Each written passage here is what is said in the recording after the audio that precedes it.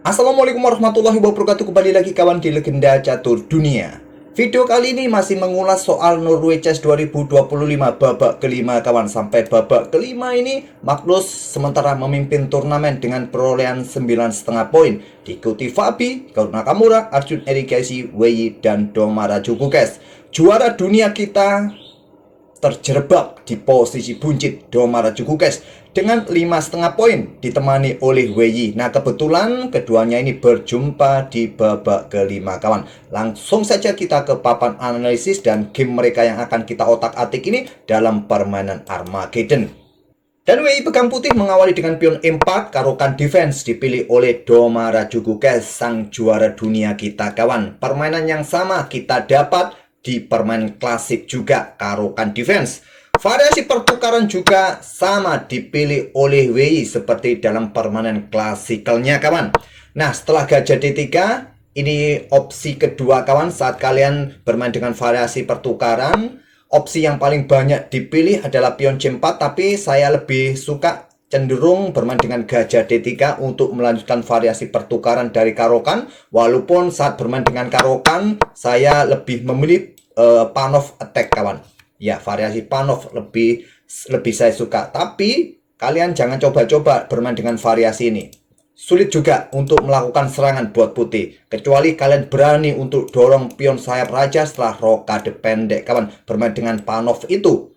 Oke, kita lihat variasi pertukaran dipilih oleh Wei kawan. Kalau kalian memilih dengan pion C4, langkah yang paling populer, permainan akan berlanjut ke bentuk permainan Queen's Gambit kawan, terutama Queen's Gambit accepted kalau hitam mau menerimanya.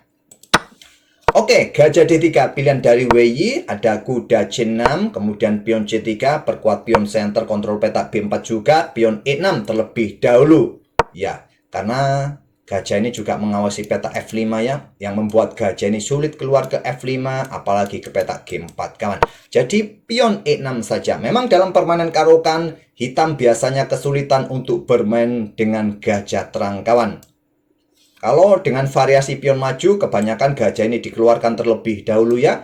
Lanjut kawan dengan kuda F3, ada gajah D6, rokade, kemudian kuda GE7, benteng E1, dan rokade. Juga Domara Jukukes di langkah ke-8. Nah, dalam permainan klasikalnya kawan, Wei bermain dengan pion C4. Domara Jukukes membalas dengan kuda B4, pion C5, kuda caplok gajah terang D3 ambil balik, dan gajah B8. Permainan diakhiri battle endgame benteng versus benteng dan berakhir miss dan melanjutkan ke Armageddon ini. Tapi Wei sekarang tidak lagi bermain dengan pion C4, dia membuat langkah yang lain kawan, langsung mencoba menyerang. Kuda G5, ya berikan jalan juga bagi menteri untuk keluar nanti ke depan. Jadi kuda F5, blokade kawan, blokade diagonal terang. Tapi ada menteri H5, pion H6. Nah, di sini kuda kembali ke F3, pion G6, menteri mundur ke H3, lanjut Wei. Dan Domara Jukukes dorong maju pionnya kawan, pion H5. Ya, agar tidak menjadi target ya di sini, karena ada kemungkinan gajah sikat kuda, pion bisa jatuh di petak H6 tadi kawan. Kuda E5, tantang Wei kawan, mencoba menantang pertukaran dan juga berikan akses bagi menteri kalau ingin geser-geser ya, karena posisi menteri juga sedikit sedikit terbatas ruangnya. Juga mungkin ada ide pengorbanan kah nanti mengincar petak F7 metak G6 kawan. Di sini dicaplok Raja G7, langkah kuatnya kawan untuk proteksi ya pion-pion ini dari incaran kuda, tapi tadi menyerahkan gajah gelap. Apa bedanya jika disikat menggunakan kuda? Ya tetap ya, ada ruang gelap yang dikontrol oleh pion ini kawan. Disikat oleh gajah, menyerahkan gajah gelap kawan. Ambil dan pion F6 dan caplok kuda kawan. Langkah bagus dari Wei, tidak langsung menerima pertukaran pion semacam ini. Bisa juga kalian pilih akan memberikan tempat bagi menteri keluar. Dan sekarang sikat kuda. Tapi urut-urutan yang tepat inilah yang dilakukan oleh Wei. Gajah sikat kuda F5, ambil balik menggunakan pion E kawan. Kalau menggunakan pion G jelas ya, pion ini lemah, lajur G juga langsung terbuka, gajah punya tempo langsung keluar serang benteng kawan. No good buat hitam. Jadi ambil balik langsung menggunakan pion E, pion ambil gajah F5, menteri G3 kawan, raja H7, kemudian di sini pion E pukul pion F6, menteri ambil balik, gajah G5 langsung keluar tempo. Nah, diikuti kuda siap juga dikembangkan. Saling ancam menteri. Menteri ke H4. Ya, backup gajah tetap menyerang menteri. Menteri F5.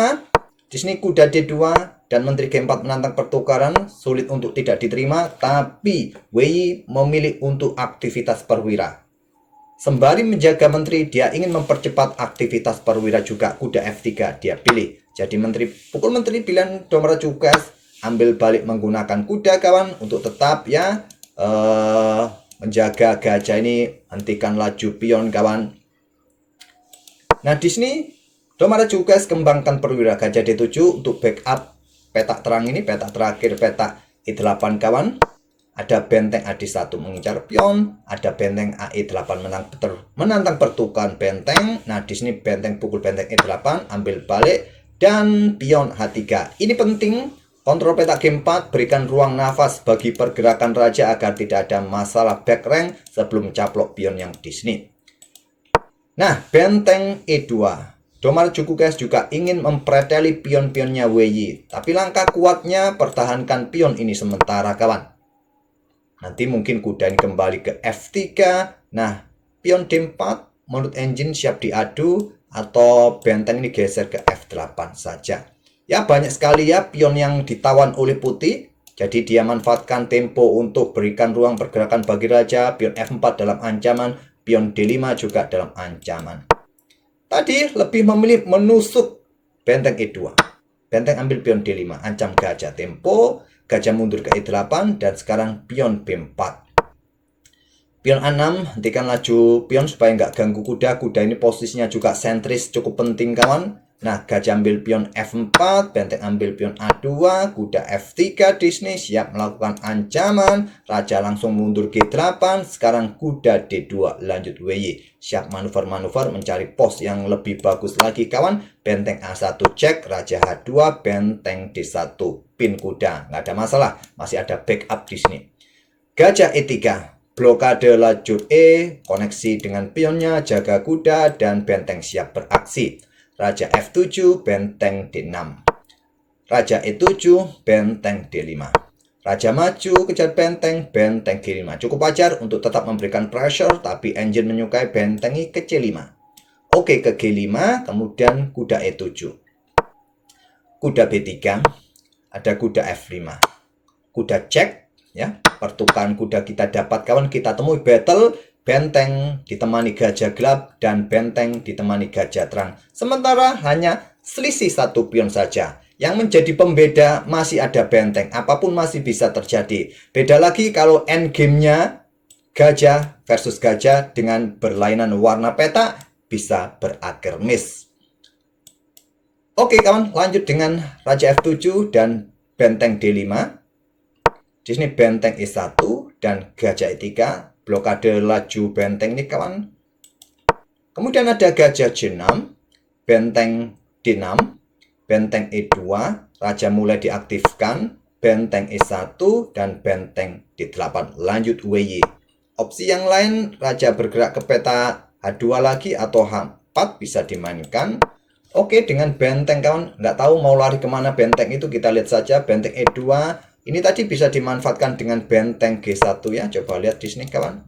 Ya, untuk menyelamatkan itu dengan pion F3.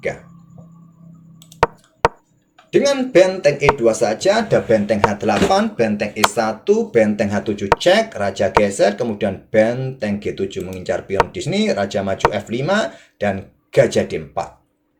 Selanjutnya benteng mundur ke E6, lanjut Domara Cukas dan WY mulai improve posisi pionnya, pion F3, benteng D6, ada benteng E7, lanjut WY.